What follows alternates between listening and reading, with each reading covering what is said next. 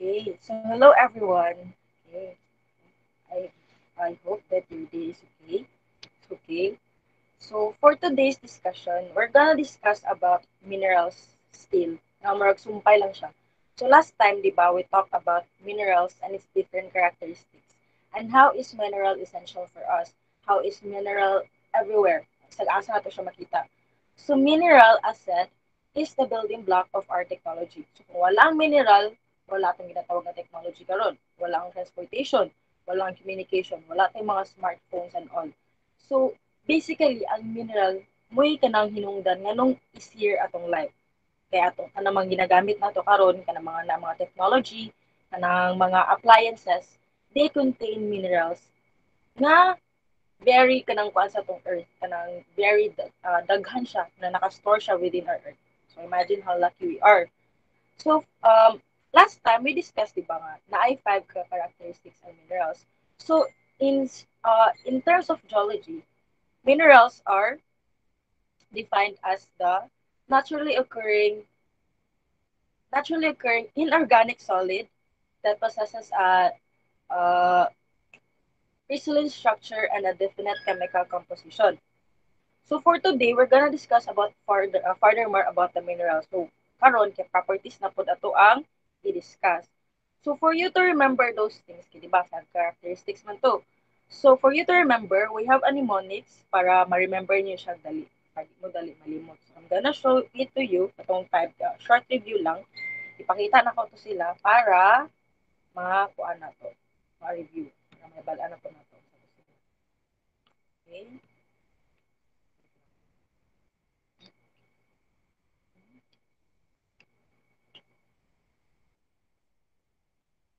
Okay.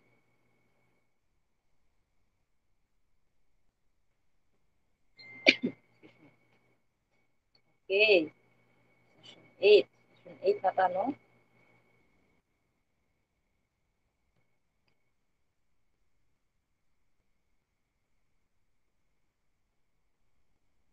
Okay. This is session 8, minerals. Okay. Now, I can define minerals. NICBS. Mga itong gamiton para dili nato dali malimtan ang lima ka characteristics sa minerals. N stands for naturally occurring. I stands for inorganic. C for crystalline structure. D for definite chemical composition. And S stands for solid. So, kung wala nang bisag isa ang naka-characteristics, a mineral is not considered a mineral. So, dili to siya pwede. Dapat kinaal itong lima. Kung wala ang isa, so dili to siya mineral. Okay. So for today's discussion, we're gonna discuss about the physical properties of minerals. So asa man nagamito ng physical properties of minerals? So physical properties of minerals are used to identify what a mineral is or what a certain mineral is. Or kasang asa sila na belong jud nga group. Okay. So these are the 8 physical properties of mineral. Hardness, luster, tenacity, color, transparency, streak, breakage, and habit. So first off, we're gonna discuss about habit. So when you say about habit, di ba ang una jud nato madunggan basta ay mahinumduman rather basta magsurat ang habit kay habitat puy-anan. But in terms sa kuan sa ato ang term sa mineral kuan property, ang habit is the crystal shape of a mineral. Kanang form niya. Una, tawag na to og habit. Habit or crystal shape. So there are two types of habit. First is the or two types of shape sa habit. Dili siya matawag og shape. Two types of kuan lang habit. First is the individual crystal and next is the aggregate crystal. So we're gonna discuss first about the individual crystals.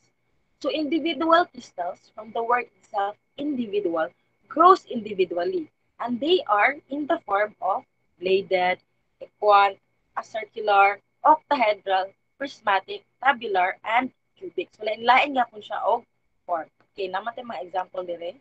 Okay, muna yung mga example sa individual crystal. Okay, so you can see there, cubic, cube-like from the word itself, cubic, cube-like. Apoy, tabular, tab-like. and F1. So, ang F1 kay roughly equal siya. Masya equal pero dili siya roughly equal lang. Okay? Next, mo ko ni what are the examples sa individual crystal. Okay. Next is the aggregate crystals. So, aggregate crystals, unlike sa individual crystal, nag-grow siya into group. By group, iyahang pag-grow. So, kung makita nyo sa example niya, anong makainom ka nga by group siya. So, muni ang mga in the form sa aggregate crystal. Na fibrous, na astellate, na ay radiated na po siya globular, and any other things na makita karon sa tuang example sa next slide. Okay? Siya. Muni ang mga, di ba? Unlike sa individual crystal, di ba? Murag individual ka to siya kay cube-like, di ba? Kay cube-like lang siya. O forma. Ang ato ang aggregate crystal, kimbrog na siya kay nang gitapo siya sa lain crystal. Pero paano rin siya? By group. Nang by group siya. Mura siya gitapo na. Muna siya shape. Okay, mo ni mga example. Mo nang stellate, starlight. Ano kung makita man nyo dila, no? Stellate, starlight, and globular. Na siya og tawag na to og grape-like or blob-like. Okay. So at this point, makita na ito dira si Kurong Sensei, dira sa checkpoint, magkuanta, mag-review about atong nga mga crystal, kung sa ato sila nga shape, silang crystal habit. Okay, number 1. Okay, is radiated. Radiated na siya nga crystal. Crystal shape. Excuse me. Okay, bladed. Okay. Kita mo siguro na ito nga bladed. Kaya muna siya o kasi hait-hait sa kwan. Next is, okay, cubic because it is cube-like. Next is F1. Kana, wala siya. Siya og circle of fourth mga din na siya mga kwan sa babaw. It is a circular. Kani po. Prismatic na siya. Okay. Kani siya. Diba? Tree-like. Na siya mga sanga-sanga. Ang ganina ko sa to siya. Okay, dendritic. And this one is reticulated. This one is tabular. And the last one is, di ba, itong stellate. Kita na itong amra siya og starlight. Okay, next property, luster. So, luster is the appearance of light nga makita nato sa surface sa mineral. Kita nato siya. Surface sa mineral. Nga mo-reflect siya sa surface sa mineral. Okay. So, pareha sa kuan, sa habit, nakoy 2 types ang atuang luster. First is the metallic, okay, shiny and metal-like. And second is the non-metallic, dull and non-shiny. Okay. Muna yung example sa, okay, muna yung makita nato, di ba, metallic, very metal-like siya, and ako siya sinaw-sinaw. Okay. Ang kuan po, ang non-metallic kay, di ba, dull, dili siya shiny. Okay. Okay, makita na to diri ang mga example sa metallic and non-metallic luster. Diba na dull, na po'y adaming pin sa non-metallic, din na po'y silky. Masyag silk-like ang kuan. Excuse me. Ang silky. Okay. Ang metallic luster po kay metal-like. Diba ang silver and gold kay makita na to kasagaras na to ang mga jewelry. And those jewelries are shiny. Okay. So, ma-justify dyan ka na matawag sila og metallic luster. Okay, another checkpoint. Okay, number 1 na nasa ibabaw is, of course, it is metallic. Okay, maklaro man. And the second, kaning nasa upper ay bottom left. Okay, non-metallic. And this one here is,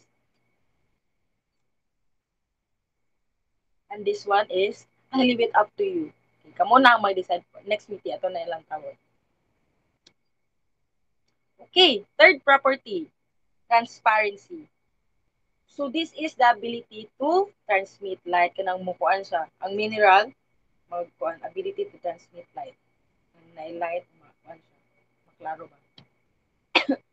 So, Again, this is the degree to which light can pass through a mineral. So, kung naay light, usa siya mo pass ba siya through a mineral. So, kung dili daw maklaro ang kuan, ang light, kung light is transmitted and dili maklaro, so, ang katong mineral is considered as opaque. Hindi siya maklaro.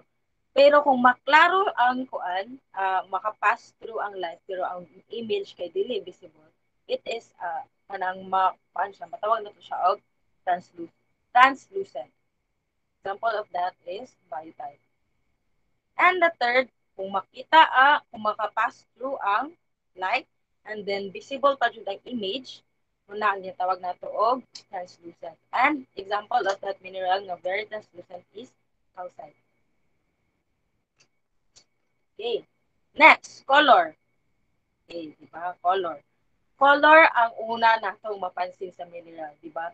Kung makita po tag bato, di ba, ang una natong mapansin kay ang color. So mo po na ang sa minerals. O kung naglantaw mo ani, di ba, makita inyo line ang color. Ang una na dyan natong mapansin kay ang color, ang outside. So, ang color, again, mo ang pinakauna makita, pero it is considered as least reliable trait because it can be misleading. Okay? Misleading siya and ambiguous kay dili man good kay nagpasabot nga kani nga mineral kay mao na jud yung color. Malain-lain man good siya because sa ma-expose sa moisture, sa temperature and weathering. So malain-lain jud ang color sa tuang mineral. Pero that mineral is considered as a mineral na nabilong ato nga group.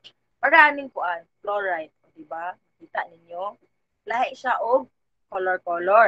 Pero fluorite jud na siya gyapon. O para di ba sa fluorite kay diri sa left kay murag violet siya forma or purple something. Pag abot sa right kay murag siya white, ana siya touch of violet.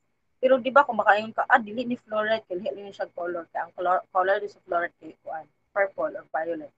O. Nakuan na gyapon na siya. Lahi siya color. Pero mo ra siya same mineral.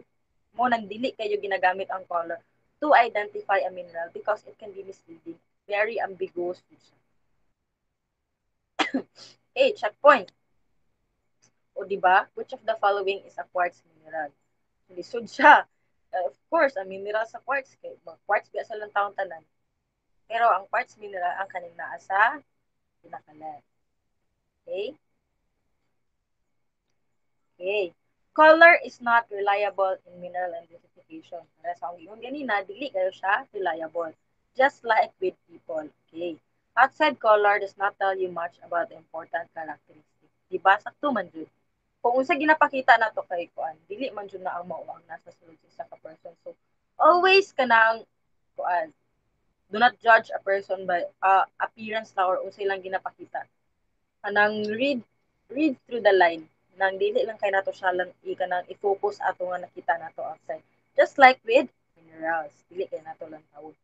So ang color kay dili man kay reliable, so we have another property nga mas reliable which is the streak.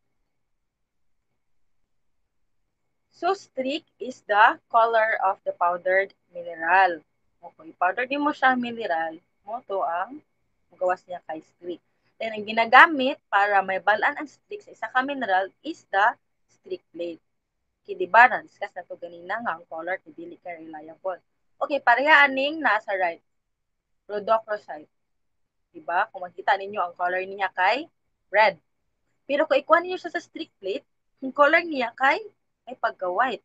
So, dili jud kayo reliable ang color. Kung yung pyrite sa left, ang color kay murag something silver.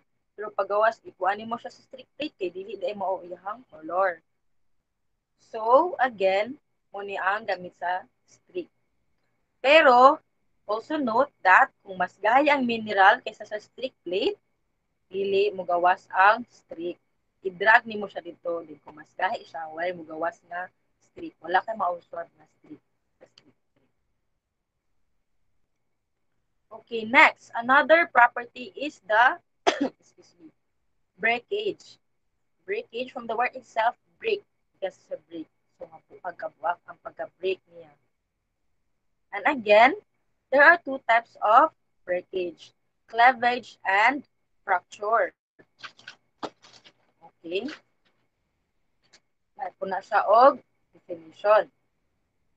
Okay. Makita na ko ha. Kung sa may kalian nga na makita ninyo sa cleavage of fracture. Ha? Na siya kalian. Makita ninyo. So, ang cleavage, in terms of kuan, kay katong flat nga kuan. Kanang flat planes lang nga makita ang isa ka Berticia mineral. Unlike sa fracture nga rough surfaces ang pagkabuak. Okay, makita man guro na to ang kalayan nila, di ba? Okay. Dayon, lain po sila og nagyapoy ka ng lain-lain nga types or form ang pagkabuak sa kuan mineral. Okay? Di ba kasaga? O, kita sa napagbalik. There is kuan na conchoidal nga form, napoy ka ng other things pa sa ma-discuss lang na mga kuan na nga ang lahi-lahi ba do siya kakuan. So, kita niyo dira no lahi sila. Kung ang fracture kay rough, ang cleavage kay flat plane. Mo lang man flat plane kay cleavage, ang fracture kay rough surfaces. Okay, another checkpoint. Okay, kana number 1.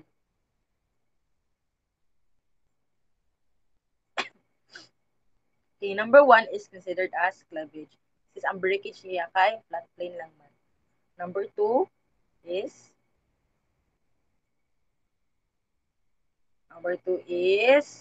fracture. Number 3, fracture gapon. And number 4 is cleavage. Okay. Next property, tenacity.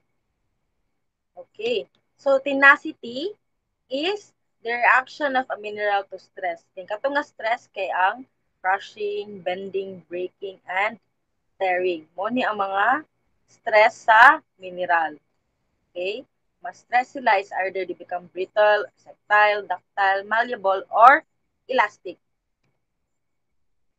Okay. Mo ni makita ninyo ang mga minerals nga kung unsay mahitabo sa ilaha kung makuan sila sa stress. Sa reaction nila sa stress. Okay. Okay. Ato adi ang copper pyrite is malleable. Dayon, ang tenacity is very useful sa pag-identify sa metallic minerals. Okay. Useful na siya sa pag-identify sa metallic minerals.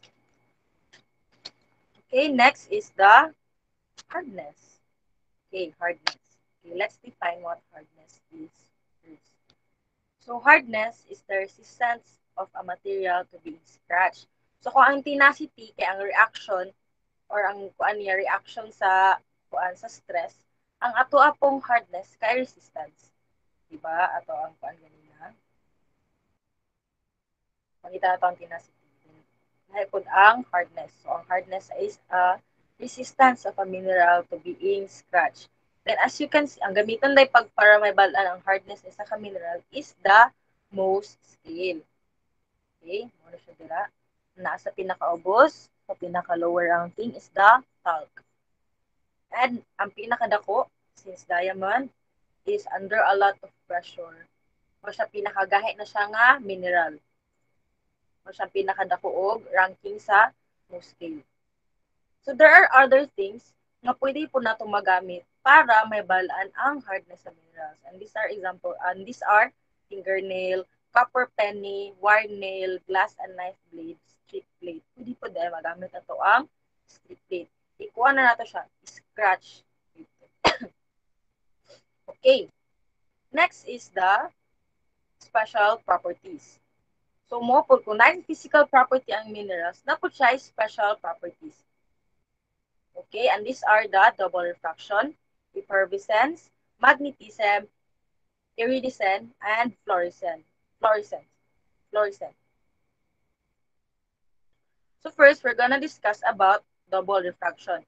And double refraction is or and double refraction happens when when a light enters the mineral, dayon makuan siya mo split up into two different or two separate rays. Kung makita niya na ibabaw, di ba? Tanawan sa ibabaw.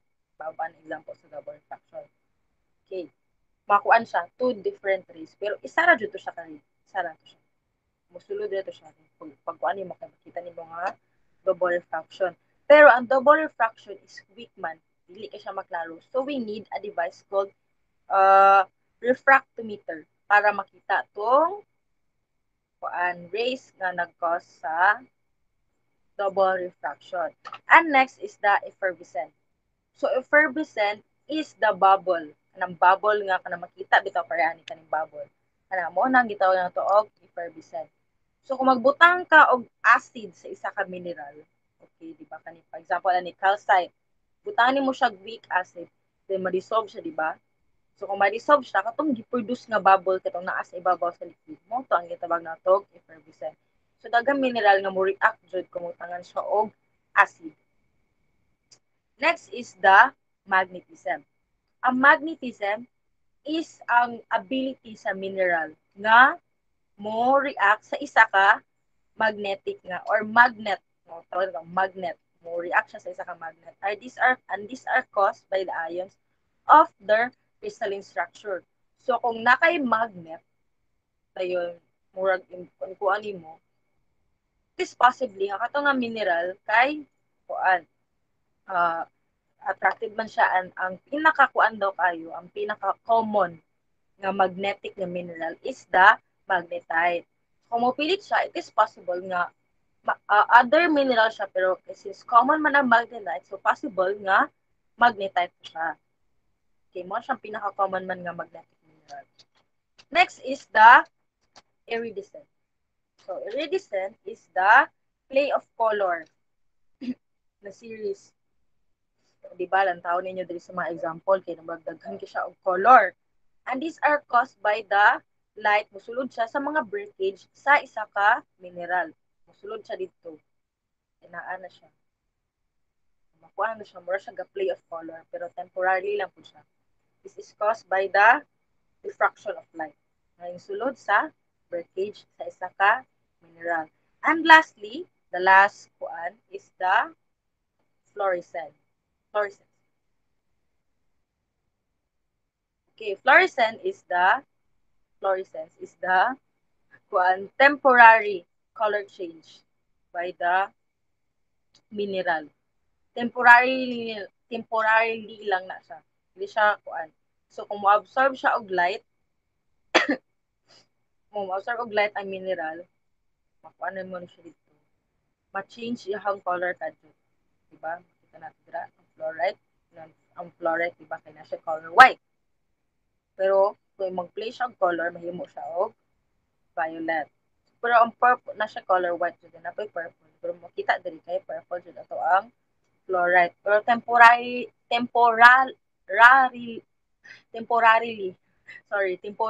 lang na siya. Dayon, dali ra po siya mawala and visible siya sa naked eyes. So, maklaro ra jud siya nato. Pwede nato siya makita pero very kadjut lang. Okay. Sumoto, di ba? Ito ato ang and sa ato ang klase or sa properties of a mineral. So again, the physical properties of minerals is the habit, luster, color, streak, breakage, tenacity, hardness, and the napinalimutan isa. Wait lang ha. And the habit.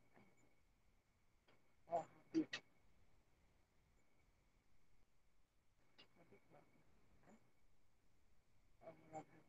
Ay, dili. Sige, balik ko na ako ha. Sorry. Ang kato ding kuan 8 ka physical properties sa minerals kay habit, luster, color, streak, transparency, tenacity, hardness, and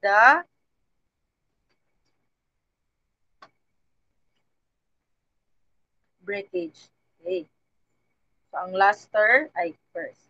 Ang habit kay ang crystal shape, isa ka mineral, and the color or luster sa. Ang luster kay mo ang ability or ang quality nga mosulod sa ang appearance of quality of light.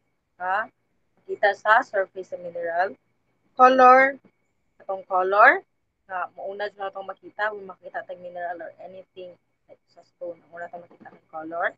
And then transparency, kana mang the ability to transmit light, muna ang transparency. Fifth is the streak, atong powdered form sa mineral, which kinahanglan ta magamit og streak plate para may balaan. Next is the breakage. And two types of breakage is the cleavage and fracture. Next is the tenacity. Ang muna ilang reaction kung ma-expose sila sa stress like weathering and other things nga makahatag og stress sa mineral. Moisture and weathering, for example, ang stress sa mineral. And next is the hardness. And hardness is the resistance of a mineral to being scratched. And there are five special properties of minerals. First is the refraction, effervescent, magnetism, iridescent, and the fluorescent. Okay, I guess that's all for the properties of a mineral.